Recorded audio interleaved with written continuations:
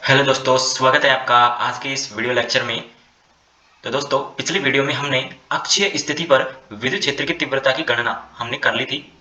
तो आज की इस वीडियो में हम निरक्षीय स्थिति पर, यानी कि मैंने आपको बताया था कि अक्षीय स्थिति और निरक्षीय स्थिति क्या होती है, ठीक है। तो आज इस वीडियो में हम निरक्षीय स्थिति पर विद्युत क्षेत्र की तीव्रता की गणना हम करने वाले हैं।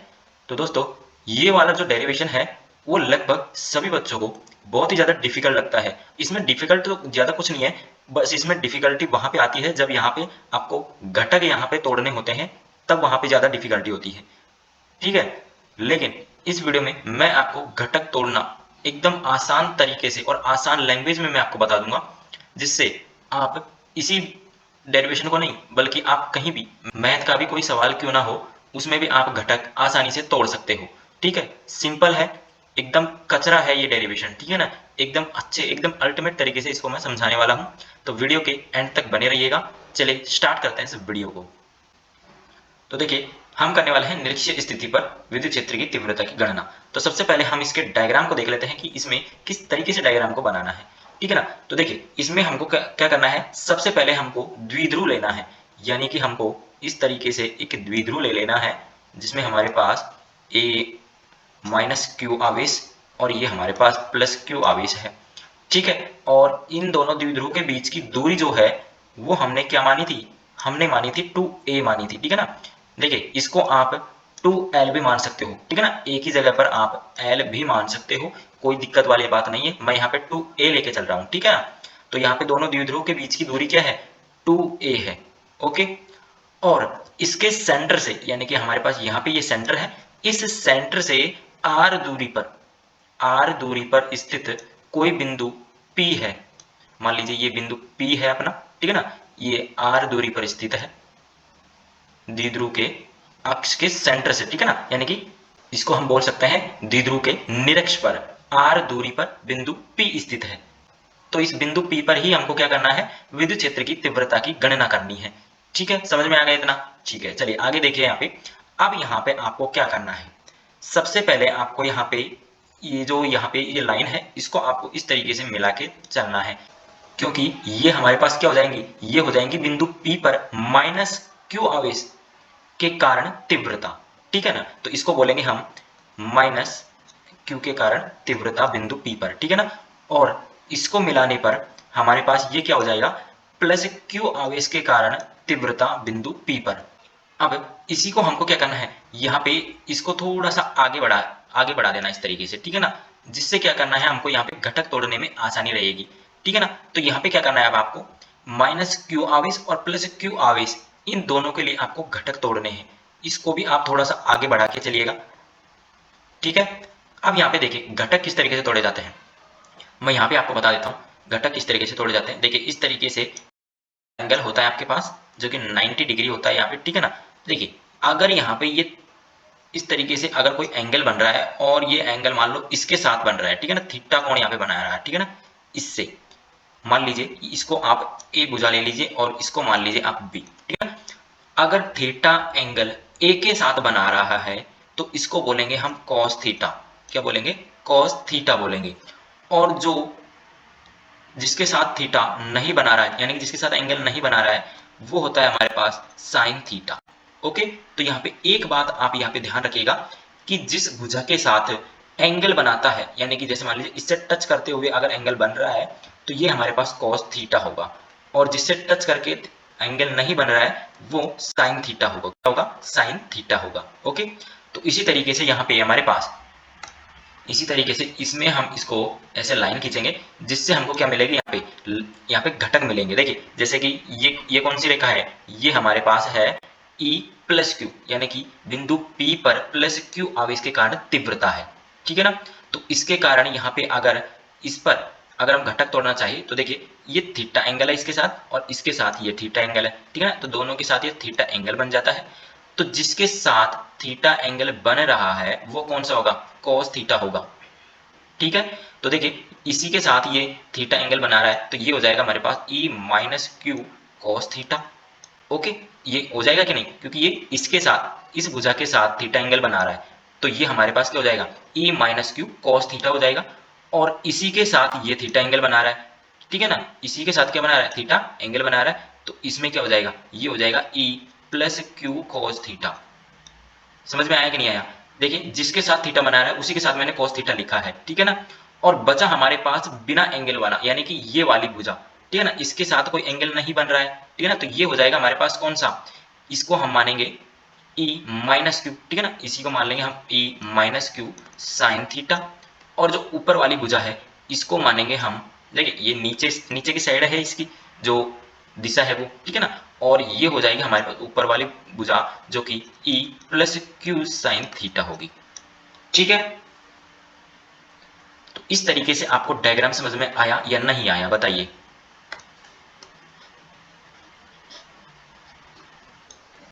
तो बस इतना ही आपको इसमें समझना है कि घटक तोड़ना आना चाहिए बस, बाकी और चित्र इसमें और कुछ भी नहीं है डायग्राम में, सिंपल डायग्राम है, ओके। बस घटक तोड़ना आना चाहिए, जिसके साथ एंगल बन रहा है उसके साथ कॉस थीटा, और जिसके साथ एंगल नहीं बन रहा है वो साइन थीटा, ओके। अब यहाँ पे इस डायग्राम के बारे में भी आपको लिखना होगा, तो वो किस तरीके से लिखना होगा इसमें मैं आपको लिखवाने वाला नहीं हूँ, मैं बोल रहा हूँ उसको आप लिख लीजिएगा। तो लिखिएगा यहाँ पे कि चित्रानुसार एक वैद्युत द्विध्रुव प्रदर्शित है, भाई हमने वैद्युत द्विध्रुव बनाया पहले, ठीक है ना, तो वैद्युत द्विध्रुव प्रदर्शित है जिसमें आवेशों का परिमाण कितना है, Q है, ठीक है ना, कितना है, Q है। वह दोनों आवेशों के मध्य की दूरी कितनी है, 2a है, हमने 2a मानी है तो 2a लिखेंगे, ठीक है ना। अगर आप 2l मानना चाहे तो 2l लिख लीजिएगा, ओके। द्विध्रुव के निरक्ष पर, हमने निरक्ष पर यानी कि इस निरक्ष पर बिंदु P माना है, जिस पर हमको क्या करनी है, विद्युत क्षेत्र की तीव्रता की गणना करनी है, ठीक है ना। और ये जो बिंदु P है वो r दूरी पर स्थित है, तो आप इस तरीके से लिखिएगा कि द्विध्रुव के निरक्ष पर r दूरी पर एक बिंदु P स्थित है जिस पर हमें परिणामी विद्युत क्षेत्र की तीव्रता की गणना करनी है, ओके। नेक्स्ट लाइन से लिखेंगे जिसके लिए बिंदु P पर तीव्रताएं क्या क्या हो जाएंगी, जैसे कि ये हमने लिखी थी E माइनस क्यू, ठीक है ना, ये तीव्रता, और एक हो जाएगी हमारे पास E प्लस क्यू तीव्रता, ओके। ये तीव्रता है जो कि घटकों को विभाजित करती है, इस तरीके से घटकों को विभाजित कर रखा है इसने, ठीक है ना। तो घटकों को वियोजित करने के बाद, घटकों को विभाजित करने के बाद अक्ष के लंबवत घटक परिमाण में समान व दिशा में विपरीत है। देखिए मैंने आपको बताया ना कि परिमाण में समान है, क्योंकि दोनों में परिमाण क्या है, यही है, दोनों में परिमाण सेम है, लेकिन दिशा विपरीत है, इसकी दिशा ऊपर की साइड है और इसकी दिशा नीचे की साइड है, तो दोनों की दिशा विपरीत होने के कारण क्या हो जाएगा, ये दोनों जो है ये एक दूसरे को निरस्त कर देंगे, ठीक है ना, डिलीट कर देंगी, ओके। तो नेक्स्ट लाइन से लिखेंगे अक्ष के समांतर घटक, अक्ष के समांतर, ये भाई ये अक्ष के समांतर है कि नहीं, ये अक्ष है आपका और इसी के समांतर ये है, तो इसके घटक क्या है, दोनों की दिशा क्या है, समान है और परिमाण भी समान है, और दिशा समान होने के कारण क्या हो जाएगा, ये दोनों ऐड हो जाएंगे, जुड़ जाएंगे, ठीक है ना। तो इसकी परिणामी तीव्रता किस तरीके से निकलेगी, E plus Q plus E minus Q, okay, दोनों को ऐड करके, ठीक है। तो चलिए आगे इसमें क्या कैसे करना है डेरिवेशन को, उसको कर लेते हैं। तो यहाँ पे हम लिखेंगे पहले प्लस क्यू आवेश के कारण, प्लस क्यू आवेश के कारण बिंदु P पर, बिंदु P पर तीव्रता का मान, तीव्रता का मान, तो यहाँ पे प्लस क्यू आवेश के कारण निकालेंगे, तो यहाँ पे E प्लस क्यू, ठीक है ना, तो ये क्या हो जाएगा हमारे पास, तो हमने बिंदु आवेश के कारण विद्युत क्षेत्र की तीव्रता पढ़ी है, क्या पढ़ी है, के क्यू अपॉन आर स्क्वायर, तो यहाँ पे के क्यू अपॉन आर स्क्वायर, अब यहाँ पे आर निकालना है, तो आर हमको ये वाली दूरी निकालनी है, ये वाली, ओके। तो यहाँ पे क्या हो जाएगी, ए वाली, देखिए हमने पढ़ा है कि देखिए यहाँ पे अगर हम इस द्विध्रुव की टोटल लंबाई कितनी है, 2a है, ओके, और इसको अगर हम आधे आधे भाग में बांटे तो ये दूरी हो जाएगी हमारे पास a, ठीक है ना, ये कितनी हो जाएगी a, ओके, और ये वाली दूरी कितनी हो जाएगी, ये हो जाएगी हमारे पास a, ओके। तो दोनों की दूरी कितनी कितनी हो गई, a और a हो गई। अब हमको कर्ण निकालना है इसका, ठीक है ना, ये हमारे पास समकोण त्रिभुज हो जाता है, ठीक है ना, 90 डिग्री एंगल है, तो समकोण त्रिभुज में अगर हमको कर्ण निकालना है तो कर्ण किस तरीके से निकलता है, लंब का स्क्वायर प्लस आधार का स्क्वायर, ओके। तो यहाँ पे हमारे पास लंब कितना है, r है, ठीक है ना, तो यहाँ पे निकालेंगे हम, जैसे कि इस पॉइंट को हम मान लेते हैं a, इसको मान लेते हैं b, ओके। अब हमको निकालना है AP, AP निकालना है, तो AP का स्क्वायर बराबर हमको निकालना है यहाँ पे, इसको हम पॉइंट O मान लेते हैं, तो यहाँ पे हो जाएगा AO का स्क्वायर प्लस OE का स्क्वायर, ओके। अब यहाँ पे वैल्यू रखनी है, तो AP का स्क्वायर बराबर कितना हो जाएगा, ए ओ कितना है हमारे पास, ए है, तो ए स्क्वायर प्लस ओपी, ओपी कितना है आर स्क्वायर, ठीक है ना। तो यहाँ पे अगर स्क्वायर को उधर भेजेंगे तो ए पी मान आ जाएगा हमारे पास ए स्क्वायर प्लस आर स्क्वायर का रूट। ओके, तो ये हमारे पास वैल्यू आ गई है एपी की। और इसी तरीके से हमारे पास जो बीपी है वो बीपी भी हमारे पास यही आएगा सेम। ओके, क्योंकि कर्ण तो दोनों का बराबर है ना, तो इसी तरीके से तो root A square plus R square. Okay, तो इस तरीके से हमारे पास ये निकल के आ जाएगा। ठीक है, तो यहाँ पे हम लिखेंगे आर की वैल्यू जो कि root A square plus R square. Okay, तो ये हमारे पास क्या आ जाता है, ई प्लस क्यू आ जाता है। ठीक है ना, तो हम इसको क्या लिख सकते हैं, आप देखिए इसको हमने स्क्वायर भी करना है, स्क्वायर। ओके, के क्यू अपॉन आर स्क्वायर हमने लिख दिया। ठीक है, अब नेक्स्ट में यहाँ पे ई प्लस क्यू, तो यहाँ पे हो जाएगा ये K Q upon A square plus R square. ठीक है, यही होगा क्योंकि रूट से स्क्वायर कैंसिल हो जाता है। इसको मान लेंगे इक्वेशन फर्स्ट। ओके, सेकेंड यहाँ पे हमको लिखना है माइनस क्यू आवेश के कारण, माइनस क्यू आवेश के कारण बिंदु P पर, बिंदु P पर तीव्रता का मान, तीव्रता का मान क्या आ जाएगा, E माइनस क्यू बराबर K Q upon are square, और आर कितना है हमारे पास, वही root A square plus R square, ठीक है ना, और इसका होल स्क्वायर। तो इसको लिख देंगे हम E माइनस क्यू बराबर K Q upon A square plus R square. ठीक है, ये हमारे पास इक्वेशन सेकेंड हो जाएगी। ओके, अब हमको निकालनी है यहाँ पे परिणामी तीव्रता। परिणामी तीव्रता मतलब टोटल तीव्रता हमको निकालनी है। तो यहाँ पे ई नेट, ई नेट हमको निकालना है, ठीक है ना। तो यहाँ पे हम लिख देंगे परिणामी, परिणामी तीव्रता, परिणामी तीव्रता हम निकालेंगे यहाँ पे। तो ये कितनी हो जाएगी, ई नेट बराबर, तो यहाँ पे ई नेट बराबर कितना हो जाएगा, इसको लिखेंगे हम E प्लस क्यू, ठीक है ना, E plus q cos theta, ठीक है ना, E plus q cos theta.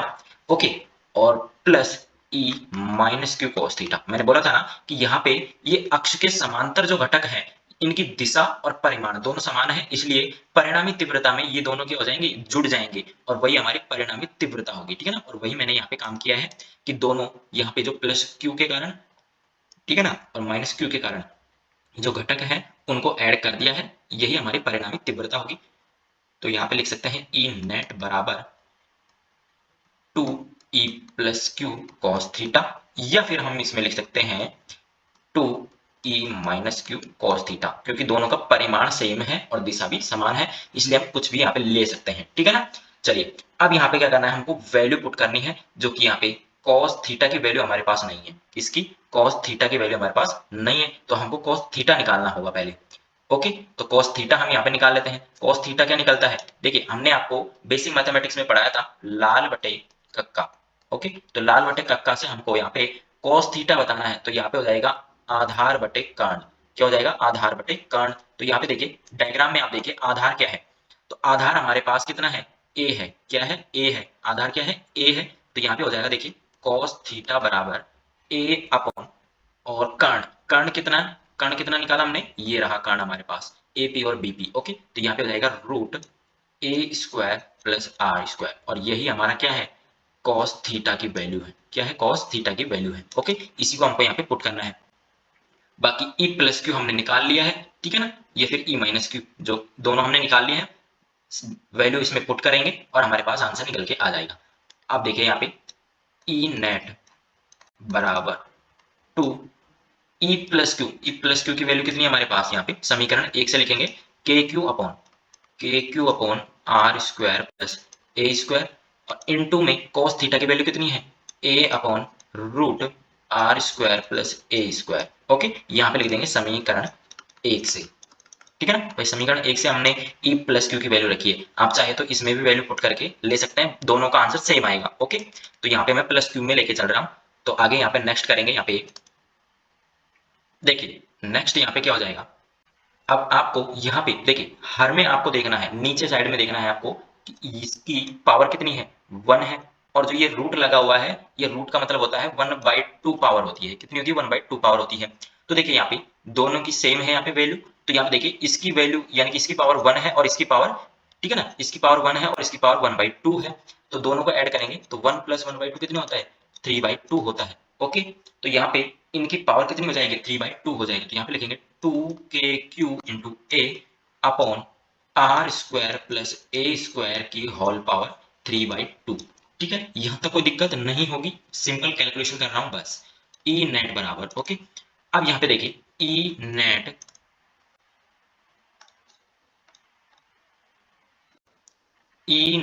बराबर, अब देखिए यहाँ पे हमको करना क्या है, यहाँ पे ऊपर वाला जो है इसको हमको बनाना है P, ठीक है ना, इसको P बनाना है, तो P बराबर क्या पढ़ा था हमने, Q × 2a पढ़ा, ठीक है ना, क्या पढ़ा, Q × 2a पढ़ा है हमने। ओके, तो इसको बनाना है Q × 2a और इंटू यहाँ पे K, ओके, अपॉन में r² + a² की होल पावर 3/2। ओके, अब यहाँ पे लिखना है हमको, बट यहाँ पे जो a की जो वैल्यू है वो बहुत ही छोटी है, किससे, r से, ठीक है ना, तो यहाँ पे हमको जो r है उसको लेना है और जो a है इसको हमको नगण्य कर देना है, यानी कि 0 के बराबर कर देना है, ठीक है ना, तो यहाँ पे लिखेंगे ई नेट बराबर, ये हो जाएगा p के अपॉन, इसको हम a को 0 करेंगे तो ये हो जाएगा r² इसकी होल पावर 3/2। ओके, यहां से 2 से ये 2 कैंसिल हो जाएगा और यहाँ पे आ जाएगा ई नेट बराबर kp अपॉन r³। ओके, और यही हमारा क्या हो जाएगा, फाइनल आंसर हो जाएगा, जो कि निरक्षीय स्थिति पर विद्युत क्षेत्र की तीव्रता होती है, ठीक है ना। अब इसी को हमको वेक्टर फॉर्म में लिखना है, वेक्टर फॉर्म में लिखेंगे इसको, यानी कि सदिश रूप में, तो इसको लिखेंगे सदिश रूप में, ठीक है ना, सदिश रूप में इसको लिखेंगे तो ई नेट बराबर ये हो जाएगा kp अपॉन r³ और यहाँ पे हो जाएगा p कैप। ओके, तो ये होता है हमारे पास वेक्टर फॉर्म निरक्षीय स्थिति पर विद्युत क्षेत्र की तीव्रता का। ओके, जहाँ पे p कैप क्या है, ये है अपना एकांक सदिश, क्या है, द्विध्रुव का एकांक सदिश है, ठीक है। अब यहाँ पे एक छोटा सा नोट पॉइंट और लिख लीजिएगा इसमें, ये थोड़ा सा बाहर है इससे, ठीक है ना, सिलेबस से बाहर नहीं है, इस टॉपिक से थोड़ा सा बाहर है, इसमें आप लिख लीजिएगा नोट पॉइंट, रिलेशन, यहाँ पे आपको रिलेशन लिखना है किन किन के बीच में, एक तो अक्षीय स्थिति, एक तो अक्षीय और निरक्षीय, ठीक है ना, अक्षीय और निरक्षीय के बीच में जो रिलेशन है वो आपको यहाँ पे लिखना है। तो देखिए मैंने आपको ई अक्ष, ठीक है ना, अक्षीय स्थिति पर विद्युत क्षेत्र की तीव्रता कितनी आई थी, 2kp अपॉन r³ आई थी, ठीक है ना, समीकरण 1 इसको मान लेंगे। और ई निरक्षीय स्थिति पर जो तीव्रता आई वो कितनी आई, kp अपॉन r³ आई। ओके, इसको इक्वेशन सेकंड दे देंगे। अब यहाँ पे आपको दोनों से दिख रहा है, क्या दिख रहा है आपको, कि अगर निरक्षीय की वैल्यू को अगर मैं अक्षीय स्थिति की विद्युत क्षेत्र की तीव्रता में रख दूं तो क्या आ जाएगा हमारे पास, तो यहाँ पे आ जाएगा समीकरण 1 व 2 से क्या दिख रहा है आपको, ई अक्ष, अक्षीय स्थिति में हमको क्या दिख रहा है, 2 × ई निरक्षीय, दिख रहा है कि नहीं, देखिए इसको ध्यान से देखिए, यहाँ यही आपको यहाँ पे दिख रहा होगा, ठीक है भाई, जो अक्षीय स्थिति पर विद्युत क्षेत्र की तीव्रता होती है वो निरक्षीय स्थिति पर विद्युत क्षेत्र की तीव्रता की दुगुनी होती है, ठीक है ना, तो ये लाइन यहाँ पे लिख लीजिए कि अक्षीय स्थिति पर, अक्षीय स्थिति पर